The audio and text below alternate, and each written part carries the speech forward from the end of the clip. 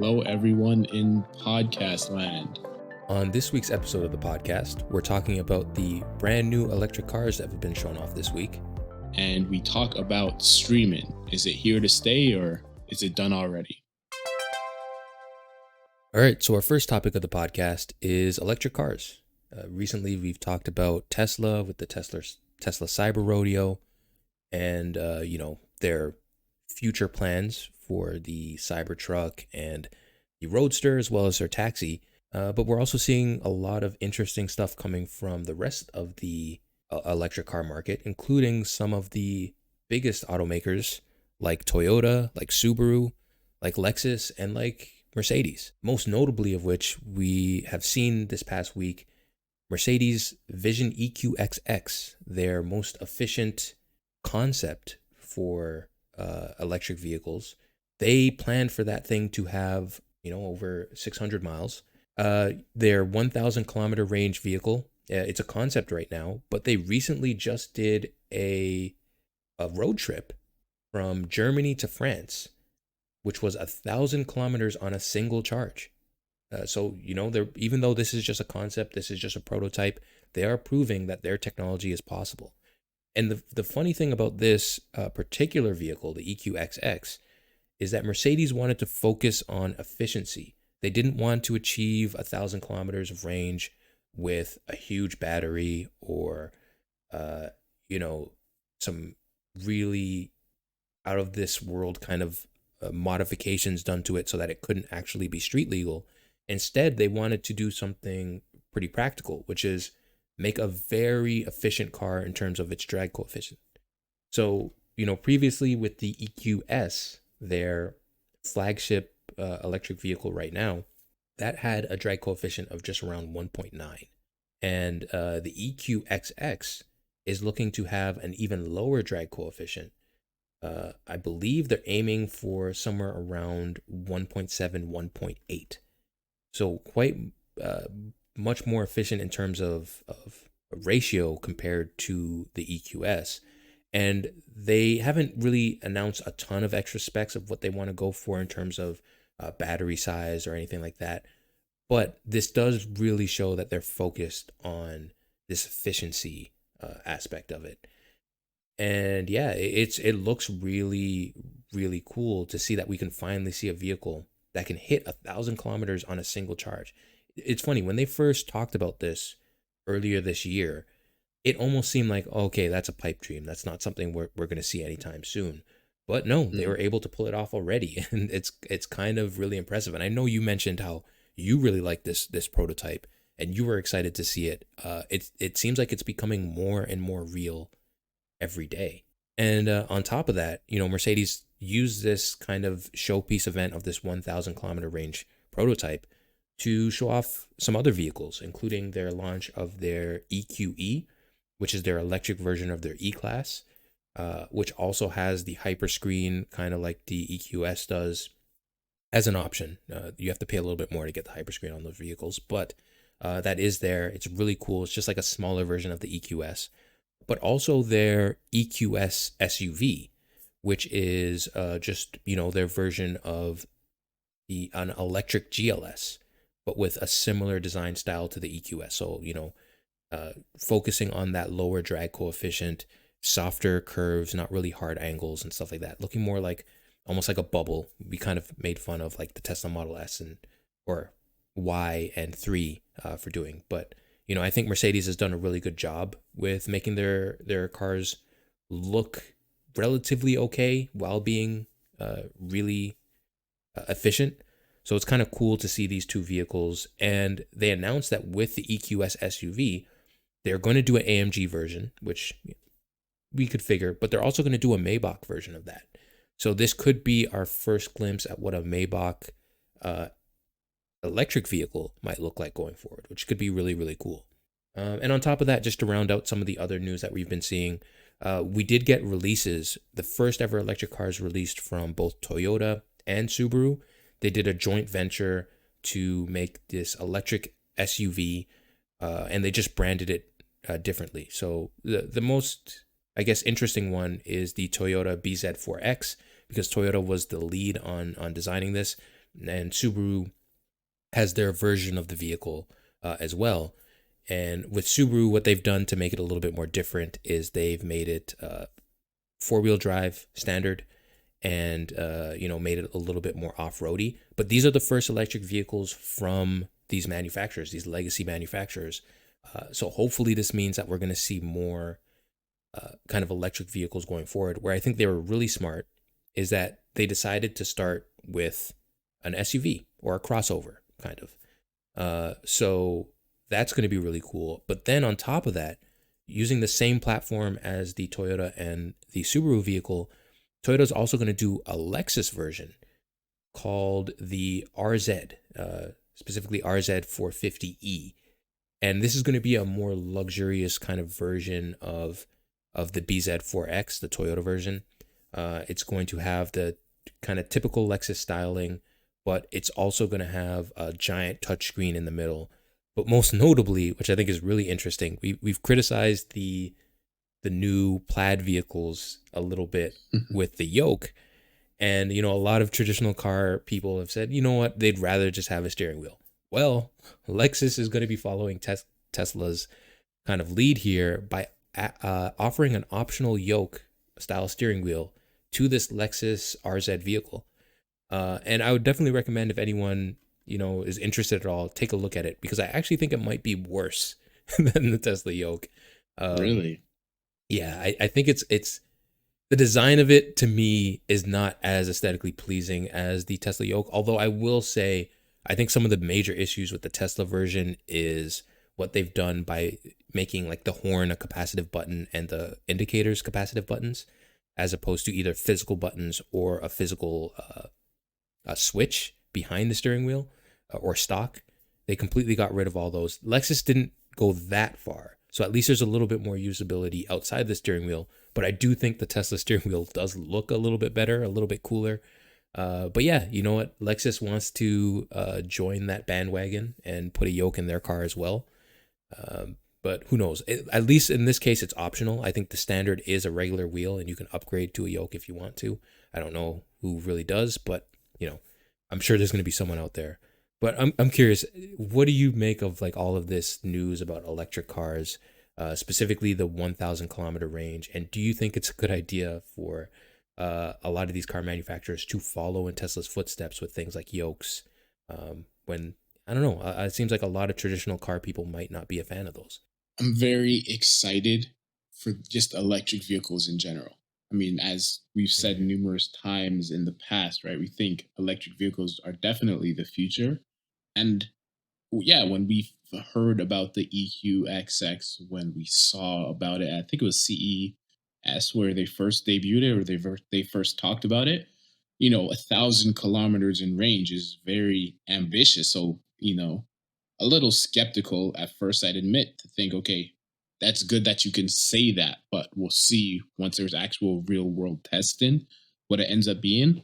But the fact that they were able to back up the claim that they made, I mean, it's huge. Yes, it's a concept, for one. It's not, something you could go out and buy immediately.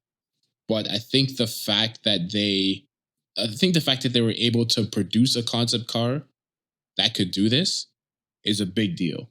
It's a huge deal. Mm-hmm. Talking about 1,000 kilometer range. So yes, they can make a vehicle that can hit 1,000 kilometers in range, which is about, I think, 648 miles. I think that's what you said, right? But just to compare it to other electric vehicles that are on the market, right? Lucid Air, which before this was the biggest range possible, had a range of 520 miles. The Tesla Model S long range had a range, or has a range, of 408 miles. So if you think of, okay, the top performing electric vehicles, the top selling has a range of 408. Mercedes can make a car with 648 miles. Now, maybe it's okay, the best technology they have, the lowest drag efficient they can make possible, the hardest to manufacture. Sure, maybe they don't make that widely available.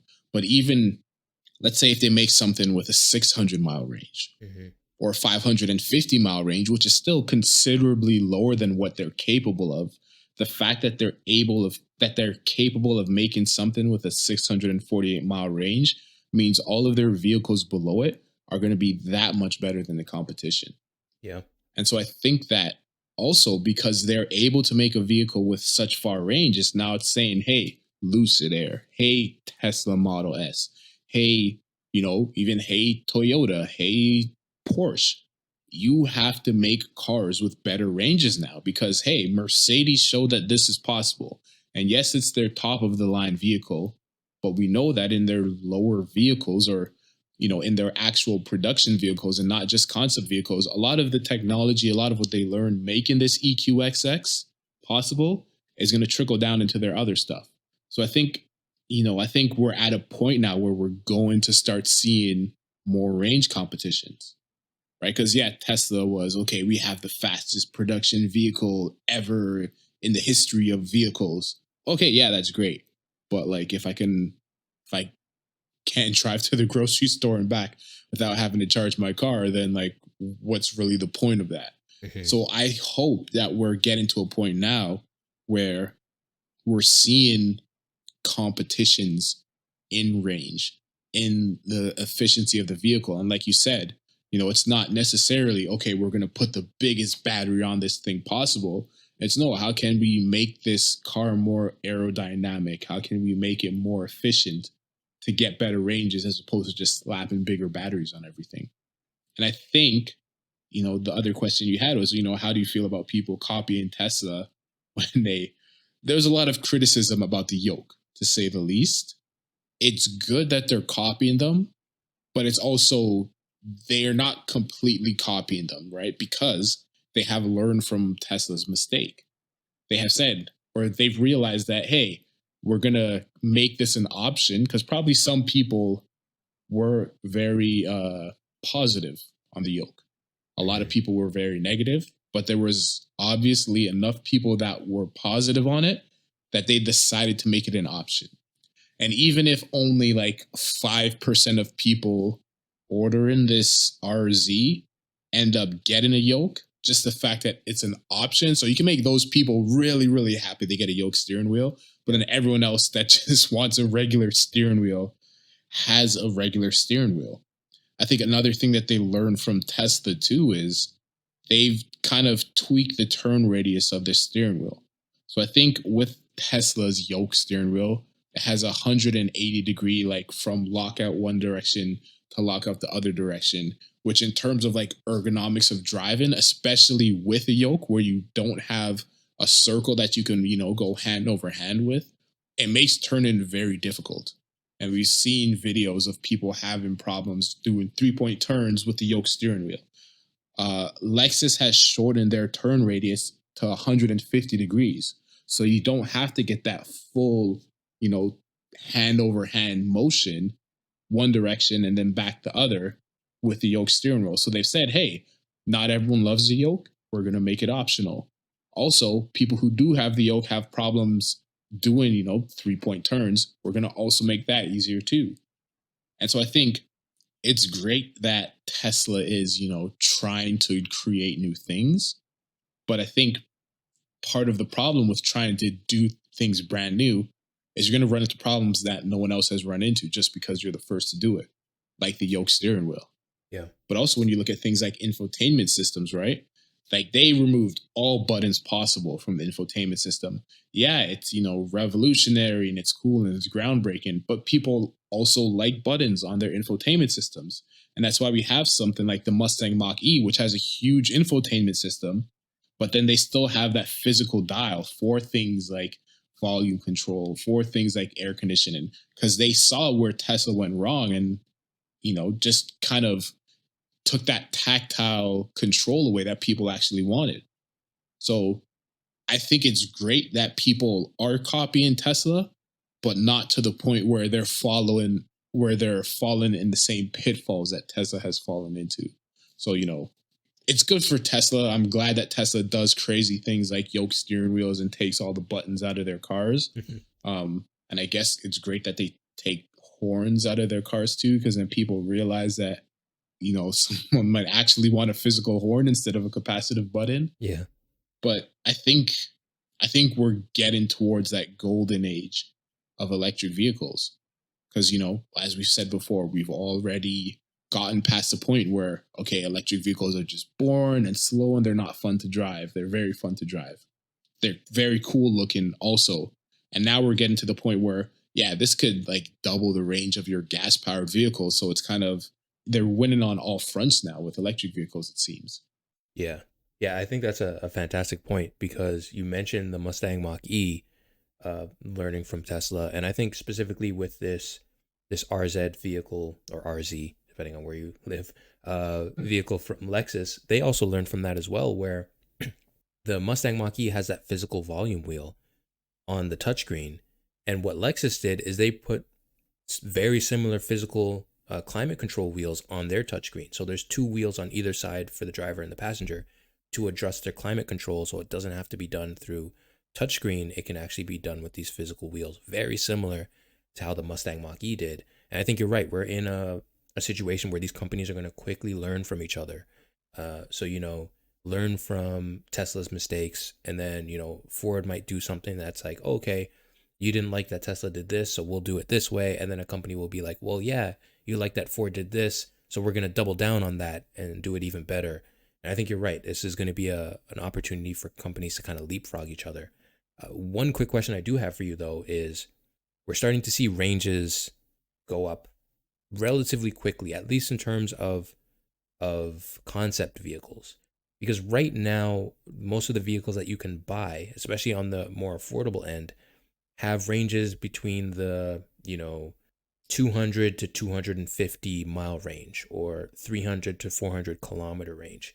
If you're in the market for a vehicle right now, do you think it makes sense to wait to see what the future of electric vehicles, these ranges increase maybe exponentially, or do you think it's okay to buy a car right now that has a range of 225 miles or 300 kilometers? Because you drive a lot more than me. Do you think you could be comfortable with a car that only had like a 300-kilometer range, or would you wait for 600? I would wait for 600 Mm. personally. I bought a car fairly recently, a couple of years ago, coming on 3 years now. So I'm not in a rush. If I was in the market for a vehicle right now, I mean, the way gas prices are looking, I Yeah. probably might just get a car with a 300 kilometer, a 300-kilometer EV range. Mm. But my current situation, yeah, I'm not going to get an electric vehicle with less than a 300-kilometer range just to say, okay, I'm getting an electric vehicle, right? If you have a vehicle that works completely fine, I would say you don't need to switch to EVs right now, especially if you're someone who drives a lot or who wants to drive a lot or wants to go on road trips, right? Yeah, that's a good point. Yeah. It's one of those things where with the range, I'm sure charging speeds might get better, battery technology might get better, efficiency will get better as we're seeing from Mercedes. So yeah, who knows? It seems like we're still as much as we're seeing so many new electric cars come out right now, it still feels like the early days. It's like mature and early at the same time of like no one has really perfected the electric cars. I'm sure a lot of Tesla people would love to say Teslas are perfect, but there's a lot of improvements to be made in terms of what it means to be an electric car. So yeah, maybe if you don't need something right now, it makes sense to maybe wait a bit to see what Mercedes brings, what Toyota brings, what hopefully Honda brings, because they're running a little bit behind right now. Yeah. But I mean, hey, as we mentioned in our last podcast, right? GM and Honda are working together on that Ultium platform. True. So I think very soon we'll see something. I don't know. I think we'll see something good out of them very soon. Hopefully. Even like a Honda HRV electric version, right? Because I mean, I guess it seems like SUVs are maybe a bit easier of a sell, Hmm. possibly because they're more versatile, because you can do more with them. If we're trying to sell to families, it's it's easier to market an SUV than it is a sedan, right? But and also maybe partly because the Model S Plaid is definitely the best sedan. Like you're not going to beat that. Yeah. So it's almost like, why even bother try and have your first electric vehicle compared to such a dominant vehicle where the electric SUV market is kind of open, Hmm. right? As we mentioned before, the Mustang Mach E is at the top right now, but that's more because the Model Y just kind of dropped the ball, Yeah. right? Yeah. So, I could see a Honda HRV or a Honda CRV electrified version do very well, especially if it has a decent range, Yeah. something even like in the 600-kilometer range. Yeah. 100%. I definitely agree. All right. Our second topic of the day is streaming, just streaming in general. Kind of what this has been spurred on by is recently Netflix had their quarterly earnings. They kind of revealed some of their numbers for the past year and how they've been doing. And one surprising thing, depending on who you ask, one thing that could be seen as surprising is Netflix lost 200,000 subscribers in the first quarter of 2022. That's a lot of people. It expects also to lose another 2 million in the second quarter. Now, compared to previous predictions, they were expected to add 2.5 million subscribers in the first 3 months of the year. So the fact that they're not, not even underperforming, they're moving in the complete opposite direction is something that's, pretty troubling to see. And the reason this is more of a topic on streaming in general, as opposed to just Netflix sucking, it, kind of got me thinking, right? Netflix has been kind of the golden child of the streaming world for so long because they were the original streaming platform. Because of Netflix's success and their growth, their constant steady growth throughout the years, right? It's it's definitely inspired other companies to create their own streaming services. When you look at, you know, Disney Plus, when you look at Hulu, when you look at Amazon Prime Video. You know, a lot of people have used the model that Netflix created, and they've tried to emulate it with their own IP. Their own property that they earn. And the fact that Netflix, which seemed like it was untouchable at the top of the streaming world, has shown such a decrease right now. It's I think it should be troubling for companies who are trying to have streaming services. I think it should be troubling for them to see, right? Because you could look at it as, okay, this is a problem with Netflix. They don't have stuff that people want to watch. They've gone stagnant, they've grown stale. You could look at it that way. But how I kind of look at it is they are just ahead of everyone else on their life cycle, right? Because they've been around the longest, they've gone through the exponential growth at first, and then they've kind of plateaued, and then now they're they're falling, they're dropping off. And maybe it could be because there's so many other platforms out there, so people have more variety. Whereas before, when Netflix started, they were the only streaming service there was. So if you wanted to stream something, if you wanted to have, you know, a vast catalog of movies and TV shows at your fingertips, Netflix was the place to go. But now you have so many options. So now there's more things to pull you away from Netflix. So maybe that's why it's dropping. Or maybe it's, like I said, they're ahead of everyone else on their life cycle. And what we're seeing isn't Netflix fumbling. It's more, this is what's going to eventually happen to all streaming services, right? Especially when you look at, hey, Disney Plus is great right now, but there's going to be more and more competitors out there. And eventually, maybe Disney Plus will be at the top, and there will be more streaming services, more platforms coming out that will draw people's attention away. And so they're going to have their exponential climb with their Mandalorian TV show and, all the WandaVision, Moon Knight series. But then eventually they're going to plateau and there's going to be a drop that comes for them. It's probably going to happen quicker than it did for Netflix, if we're being honest about it, right? Because, like I said, Netflix started when there was no competition, and then they had competition, and now it seems like there's too much. And Disney Plus is trying to, is trying to start itself. It's trying to grow in an era where there already is competition. So if I'm predicting the future, I think it's going to happen sooner to Disney Plus. Mhm. I think it's going to happen sooner to a lot of these streaming services. And another thing that kind of has me thinking this, right, is CNN Plus, another company that tried to start a streaming service.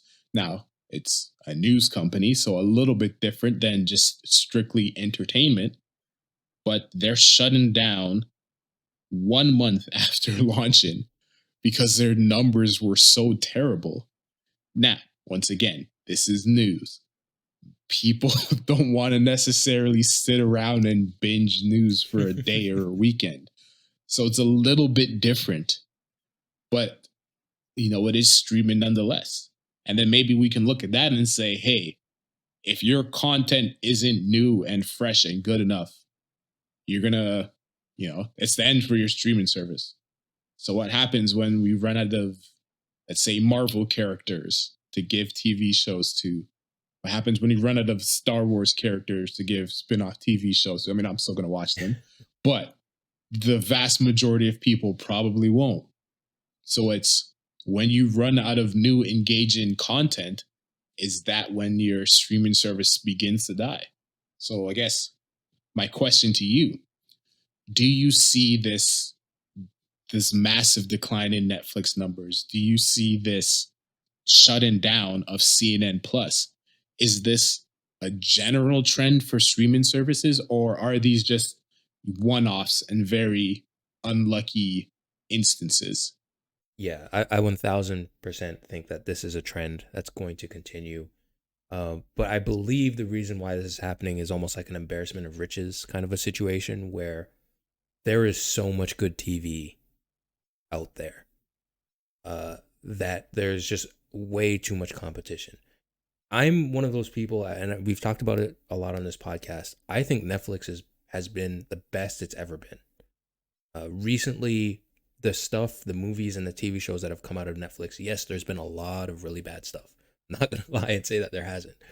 But the good stuff has been at a quality that we've never seen from Netflix before. Things like Tick, Tick, Boom, Trial of the Chicago 7, Queen's Gambit, Disenchantment. Like so many things. If I go through my list. Squid Games, the show that took over the world when it came out, right? Oh, sorry, Squid Game. Squid Game. One Squid Game. Well, there will be a Squid Games because I'm sure there's going to be a second season. It's been announced, yeah. Yeah, and obviously we're going to see more of Stranger Things soon. We just got the trailer for Stranger Things 4. So yeah, Netflix is doing a fantastic job in terms of the content that they're making. But there's two big problems with that. One, the content that they're making costs a lot of money. I mean, it costs a lot of money to have Ryan Reynolds make a movie on your platform or have Ryan Reynolds, The Rock, and Gal Gadot all in the same movie. Exactly. Like cheap. This is going to be expensive, and it has been expensive. And the reason why Netflix has been able to justify paying that much is back when they started making this play and spending a lot of money on content, they were the only legitimate game in town. They were the only ones that were offering this kind of service to this amount of people. And it's to the point where they were able to knock out companies like Blockbuster and, kind of dominate. But that's not the case anymore. Disney Plus exists. HBO and HBO Max exists. Hulu is bigger than it's ever been with its live services now. You have YouTube Live. I can't remember what their live service is called, but you have the YouTube service where they now offer live TV, and obviously they've stopped doing their originals, but there's so much competition out there. And then the second thing is price. Because there's so much competition and you have companies like Disney Plus who can undercut Netflix right now, it's going to hurt them to the point where very recently, before this huge drop in subscribers, I shouldn't even say huge drop in subscribers because I don't think it's as big as the stock price is a huge drop, but I don't think the subscriber drop is as dramatic as maybe the headlines make it seem. I think what makes it super significant is this is the first time we've seen a subscriber drop in, I believe, Netflix's history. Yes, it is. In nearly decade. Or Yeah. sorry, in more than a decade, this is the first time they've lost subscribers. So this could be, just the warning shots for things to come, even though it's I believe only 200,000 subscribers that they've dropped. It could be an indication that there's going to be more drops. And I think this is very, very telling considering it comes just after they raise the prices again. And although they raised the prices very little, I believe it was less than $2 they raised the price. I think it begs the question to a lot of people of, well, I watch something from Netflix maybe twice, 3 times a year. Does it make sense for me to pay $30 or that's a little bit dramatic, $22 a month for this service that I'm going to use maybe 3 times a year? Or I watch, something that I've watched a million times before over and over again.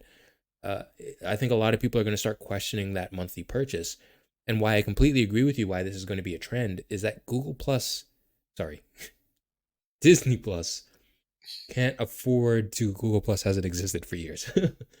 Failed social network. But Disney Plus can't afford to keep their monthly cost this low for forever.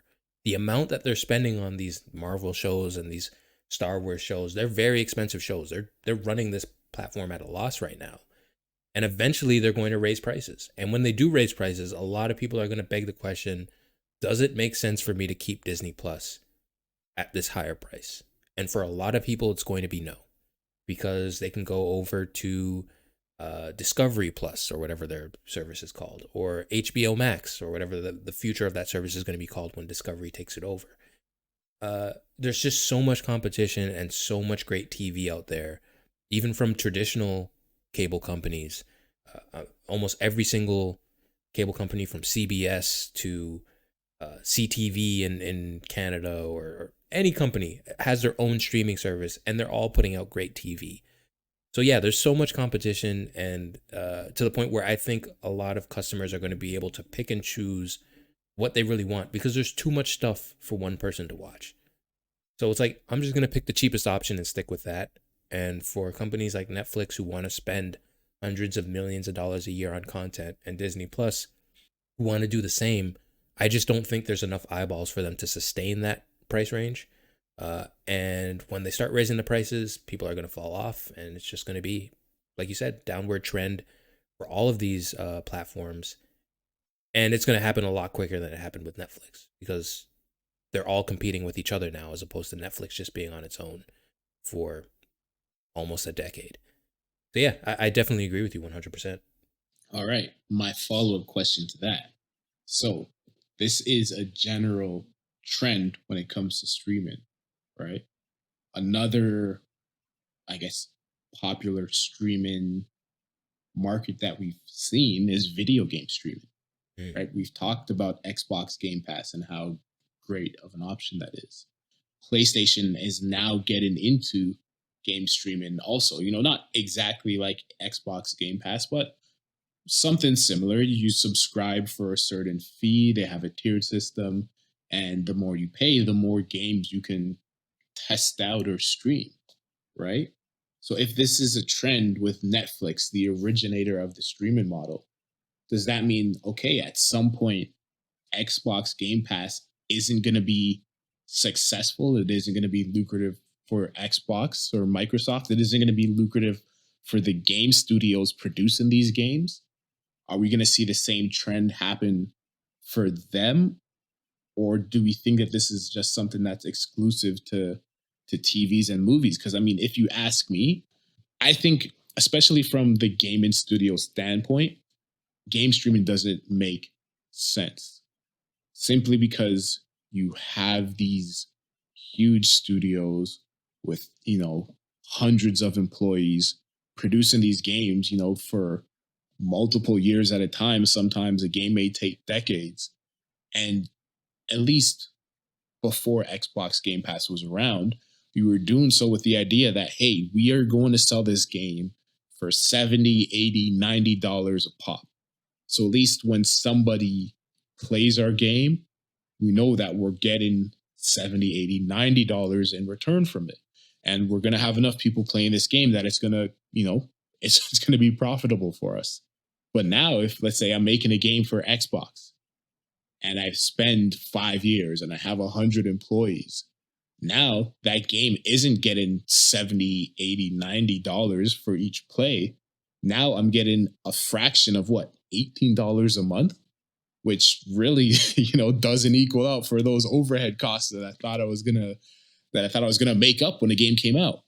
Right. So I think if you ask me, I think that video game streaming, at least from the game developer's point of view, isn't going to be as beneficial, and it's going to happen sooner rather than later. But my question to you then is, we've established that, hey, this is a trend for overall streaming. Do you think then that the same thing is going to happen to video game streaming, to, let's say, Xbox Game Pass, to Sony, what they call it, PlayStation Plus premium tier? Do you think the same thing is going to happen for them? I think it's hard to say at this point, simply because we're at the point right now where Netflix was when they started offering their online content. Because if anyone remembers the history of Netflix, they were a DVD rental service at first, and they still are in some markets. They still send out DVDs to people's homes. And then they transitioned to this online service, which kind of started the end to typical things like Blockbuster. The reason why I think it's a little bit different for video games right now is, right now, I guess the model for video games is you're going to spend $60 to $90 on a brand new game, one-time purchase, right? Whereas if you're Xbox Game Pass or your PlayStation Plus, you're going to be spending anywhere from $10 to $15, or I should say $10 to $17 per month to play a bunch of games, which is a lot less than that initial game purchase. When Netflix started, it was very similar to the cost of just renting a movie. So there wasn't really a lot of benefit to going out and renting a movie if you could just subscribe to the service for the same cost and watch a bunch of movies, not have to worry about rewinding it. Well, I guess you didn't have to do that with DVDs, but you don't have to worry about returning it and late fees and all that stuff. I think video games is in a very different place right now in terms of the average price of or cost of a game is very expensive. That being said, I do think this could be a really good precursor to what might happen in the video game streaming market, in terms of what happens when more and more companies start to compete with Xbox Game Pass and PlayStation Plus. Then, it's going to be a race to the bottom at that point of who's going to be able to charge the least. And when it comes to Microsoft is in a similar situation to Disney, where they can afford to take a loss. They can afford to, undercut a lot of their competition just because they have so much money in their pockets. So I think that's more of a concern for someone like Sony. But when it comes to the developers, I find it really interesting that you bring that up, because very recently in the news, the developers of Oddworld Soulstorm, a video game that released day and date on PlayStation Plus, talked about how that launch was really devastating for them in terms of money that they made. Because when they were ready to release the game, they were in debt. They were struggling to have enough money to finish the game. So what they did is they took a deal from PlayStation Plus to say, hey, we'll take this amount of money, this set amount of money, and we'll release it day and date on your subscription service. But at that point, they were projecting to sell anywhere between $50 to $100,000 copies of their game. The game ended up getting downloaded 4 million times. So could you imagine? 4 million. Yeah. So could you imagine, obviously all those 4 million people wouldn't have bought the game if they just released it. But when you're projecting as low as 50,000 copies and 4 million people download it when it's offered on this service, and you're already struggling for cash to the point where you had to make this deal in the first place, I could imagine it could be quite devastating to think what could have been if you just released the game. And I imagine this is going to be something that happens to a lot of developers, whereas, yeah, it's safe to take this money for Microsoft or Sony to release it on their services, but I mean, the potential is going to be a lot less than what it would have been if you just released the game for $60 to $90. Or even $30 or $40, whatever price point you deemed was worth it in the beginning. There's always that ceiling that if you sell that game to those services, you're not going to be able to hit that. And I think that's going to be a very big issue for a lot of these developers to kind of handle. But I think in terms of video streaming like Netflix and Disney Plus and video game streaming, I think the key is the same for both of them, and it's spending. Yes, it's great to advertise that Netflix has a movie with Ryan Reynolds, Gal Gadot, and Dwayne Johnson, The Rock. But Squid Game made them way more money, right? Like that's what they need to focus on. They need to focus on the smaller budget experiences that really gravitates towards people. Even something like the limited series of Queen's Gambit. Once again, another show that kind of took over the world when it came out. Those are what they need to focus on. Whatever, I don't even remember the name. Red Notice. Red Notice didn't take over anything. No one talked about it after it came out. So I think that's the key, is really focusing on what you're spending on. And I think the same is going to be for PlayStation Plus and Game Pass. Is Microsoft and Sony need to kind of make sure that they're not spending too much on the games that are getting released on these platforms. And I think Microsoft is already heading to that direction. We're seeing games that they're releasing seemingly having smaller scopes. We've talked about how the initiative, the team that's developing their Perfect Dark game, smaller team, right? Obviously, they hired in Crystal Dynamics to help, but I think that's going to be the key going forward, is smaller teams, lower development costs, smaller scope games releasing on that service, so that they're not spending hundreds of millions of dollars on 500 people studios to get these games released that is just going to be put on a subscription service. That's not sustainable. And I think the same thing is going to be for Netflix and Disney Plus. There's going to be a point where we're not going to see movie level Star Wars shows on Disney Plus anymore. And they're going to have to do that if they want to be successful going forward. I guess my question to you is, do you stay with Disney Plus if you're not seeing these blockbuster level Marvel and Netflix shows like you are right now? Personally, I do, just because I'm a fan of Star Wars and Marvel. Mm-hmm. Like I don't need to see, I don't need to see big blockbuster names in order to watch a show. Personally, if there's something that's set in the Star Wars universe, I will find it interesting. I'll probably watch it. Yeah, it's great that Rosario Dawson is playing Ahsoka Tano, but if it was just Ahsoka Tano played by some nameless person, I'd still watch it. Yeah. Yeah. So I think you touched on a big point there, right? It doesn't need to be the biggest names out there. It just needs to be something that, that connects with people culturally. And, as we've seen from Squid Game, it doesn't even need to be your own culture. It just needs to be something that grabs people. Yeah. And I think, at least when you mentioned Disney Plus, right? They have all of their Disney IP. They have all of the Marvel IP. They have all of the Star Wars IP, all of the Fox IP. They have stuff. They have IP that will grab people, that people are invested in, that people are already super fans of. The problem, or the trouble that Netflix runs into, is that a lot of the stuff they have to build from scratch. But then you could also look at it like, hey, a positive is that they are building stuff from scratch, so that when it comes time for, more, I don't know, like the next 4 seasons of Stranger Things, or maybe it's done after season 4. Maybe there's a spin-off of Stranger Things where 11 gets her own series. That is something that they have grown themselves, that they haven't gone out and purchased from someone else. Maybe when we're on the 5th season of Squid Game, it's something that Netflix has built themselves. And that's an advantage that they could have.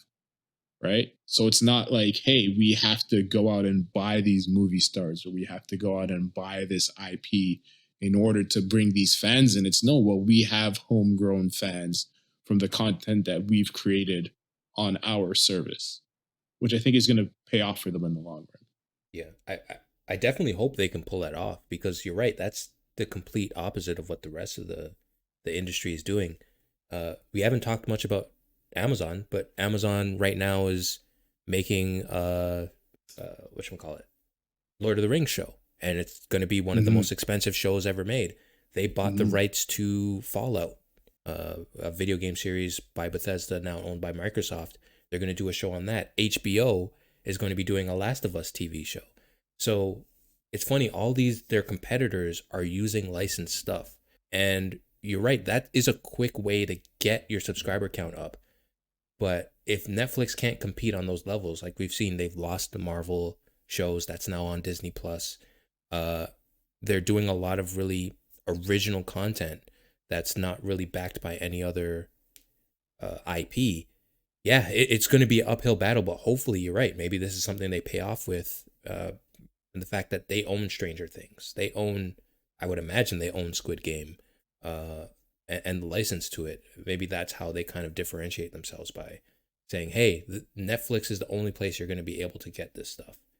Yeah, that's a tough battle for them to fight against the big dogs, which is crazy to think because they're the originators. So they should be the big dog, but everyone else. That's the thing is, like, I think they still are the biggest. I agree. In terms of how many subscribers there, I think they are still by far.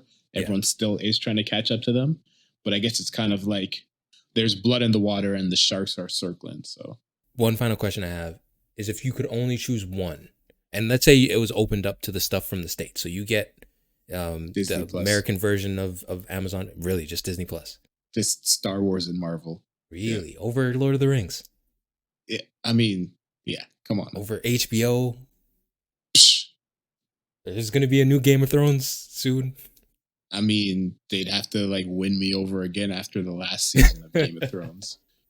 So, like, I mean, that's all great IP, great intellectual property, but Star Wars and Marvel, that's what I grew up on. Keep on putting that stuff out. Take my money. Yeah, Disney Plus, man. They're the juggernaut. Disney Plus. Like, I don't even, we've talked about this a bit before. I'm not even the biggest fan of Moon Knight, but it's in the Marvel universe. There's going to be some crossover. I still want to know what's going on, what's happening. Yeah. So even Book of Boba Fett, not the best show, but because it was Boba Fett, because Mando came in there and you got Baby Yoda, like, come on. Disney Plus all the way. If I could only choose one, Disney Plus for sure. Yeah.